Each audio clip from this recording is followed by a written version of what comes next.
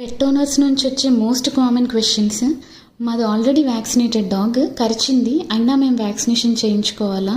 Dog మమ్మల్ని కరవలేదు but గోర్లతో scratch చేస్తుంది, ఫ్రీక్వెంట్గా లిక్ చేస్తుంది, మాకు కొంచెం డౌట్గా ఉంది, అప్పుడు కూడా వ్యాక్సినేషన్ చేయించుకోవాలా? మా ఇంట్లో క్యాట్స్ ఉన్నాయి, అవి కరిచినా స్క్రాచ్ చేసినా యాంటీ రేబీస్ వ్యాక్సిన్ చేయించుకోవాలని అడుగుతుంటారు.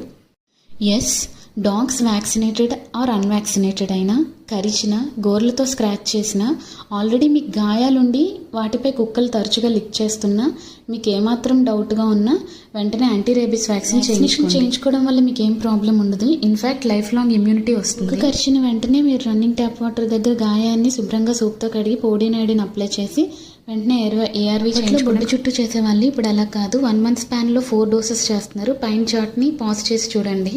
రేబీస్ అనేది 99% డాగ్స్ వల్ల వస్తుంది, less than 1% chance with cats.